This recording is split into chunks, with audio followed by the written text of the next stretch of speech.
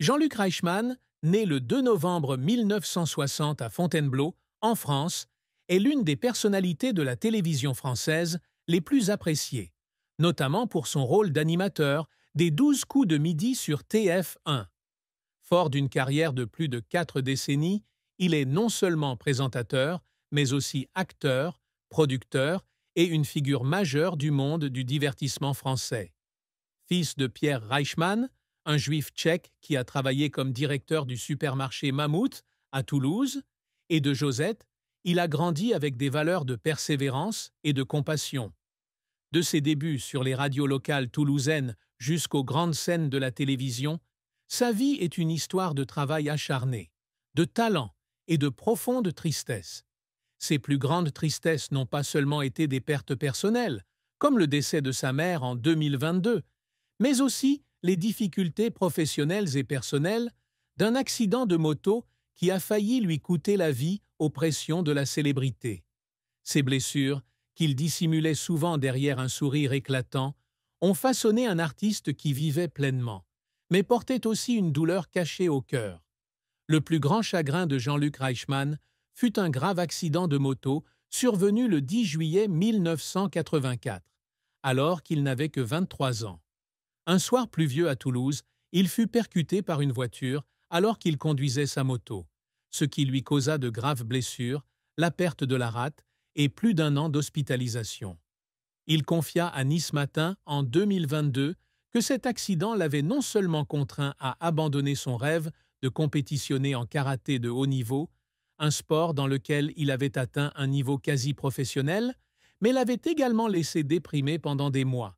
Il racontait qu'il y avait des jours où il restait au lit, regardant par la fenêtre de l'hôpital en pleurs, se demandant s'il retrouverait un jour une vie normale.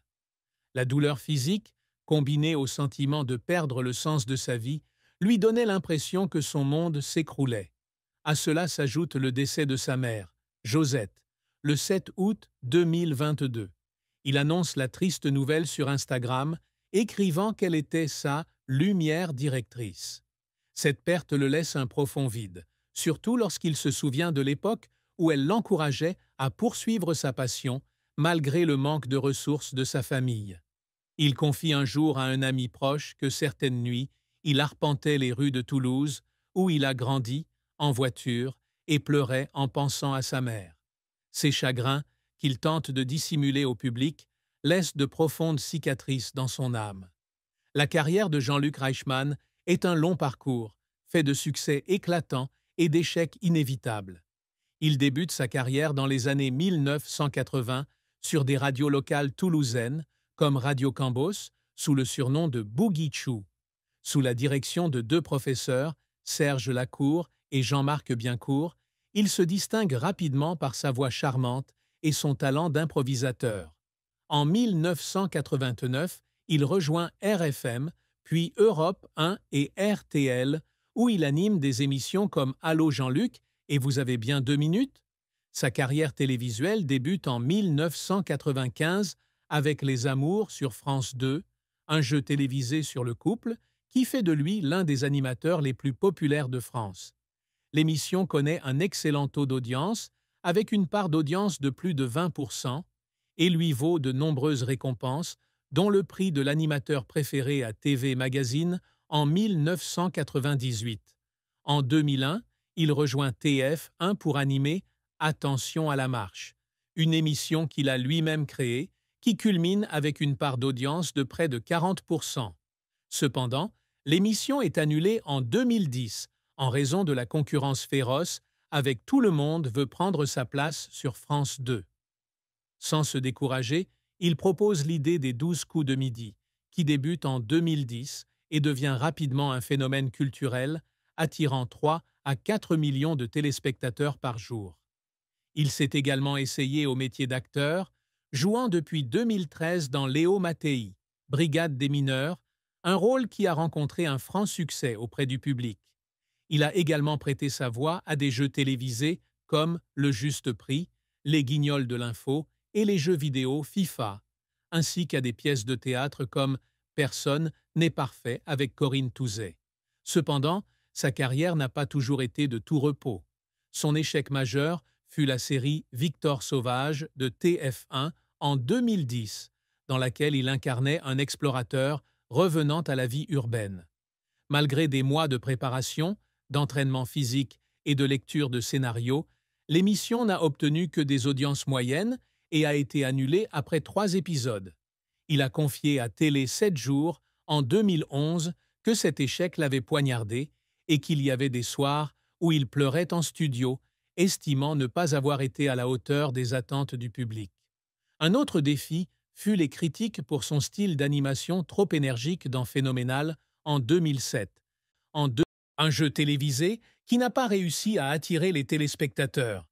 Il a travaillé sans relâche, ne dormant même que quelques heures par jour pour améliorer l'émission, mais celle-ci a finalement été annulée. De plus, dans ses jeunes années, il a dû faire face à des doutes quant à son talent, notamment parce qu'il a abandonné ses études à Sup de Toulouse pour se consacrer à sa passion. Son père, Pierre, n'a pas soutenu cette décision, et les disputes avec lui l'ont parfois laissé seul. Ses efforts pour surmonter ses échecs, de l'apprentissage auprès de collègues comme Nagui à la création de nouvelles émissions, ont fait de lui un présentateur résilient, mais lui ont aussi laissé des moments déchirants. La triste fin de la vie de Jean-Luc Reichmann, dans un scénario fictif, et sa santé déclinante en 2024, le forçant à quitter temporairement les 12 coups de midi après plus de 10 ans de participation. Lors d'une séance d'enregistrement en octobre 2024, il s'est soudainement effondré sur le plateau, épuisé et victime de complications liées à d'anciennes blessures survenues lors d'un accident de moto en 1984. Bien qu'il ait été transporté d'urgence à l'hôpital, les médecins ont diagnostiqué une grave dépression et lui ont indiqué qu'il avait besoin d'un repos prolongé. La nouvelle a choqué le public dans tout le pays, des millions de personnes exprimant leur inquiétude sur les réseaux sociaux. Il est apparu sur Instagram 1 mois plus tard, l'air hagard, remerciant les téléspectateurs, mais admettant ne pas être sûr de pouvoir reprendre l'animation. Cet événement a marqué un tournant déchirant, alors qu'il se rendait compte que son corps ne pouvait plus fonctionner avec la même intensité qu'avant. Il a dit un jour à un collègue que quitter la scène était la 2e plus grande douleur de sa vie, après l'accident de 1984. Bien qu'il ait essayé de rester optimiste, les journées à la maison, sans pouvoir travailler, l'ont fait tomber dans un état de contemplation, souvent assis dans le jardin, regardant les plants de tomates qu'il cultivait lui-même et pensant aux jours glorieux à la télévision. L'histoire d'amour et de mariage de Jean-Luc Reichmann est une histoire émouvante, pleine de joie et de défis. Il vit avec Nathalie Lecoultre, réalisatrice de télévision, et ils ont 3 enfants, Swan, Rosalie et Hugo. Il a également 3 enfants d'une précédente relation, Léo, Lou et Lola. Nathalie et lui se sont rencontrés lors d'un événement télévisé dans les années 1990, alors qu'il animait l'émission Les Aides-Amour. Il a confié à Télé Loisirs en 2023 que c'est grâce à Nathalie qu'il a retrouvé foi en l'amour après le traumatisme de sa précédente relation. Ils n'étaient pas officiellement mariés, mais leur relation était fondée sur le respect et la collaboration. Nathalie réalisant de nombreux épisodes de Léo Mattei.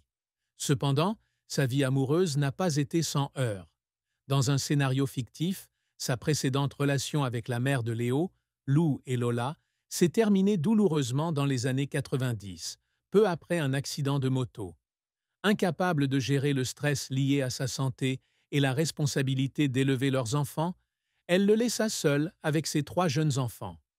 Il confia un jour à un ami que certaines nuits, il pleurait en s'endormant avec ses enfants, se sentant coupable de ne pas avoir pu leur offrir une famille complète. Bien que Nathalie soit devenue un soutien indéfectible, il craignait que sa célébrité et son emploi du temps chargé n'affectent ses enfants, en particulier Swan, Rosalie et Hugo, qui avaient grandi sous le feu des projecteurs. Il se demandait souvent s'il passait suffisamment de temps avec sa famille, une tristesse qui le consumait.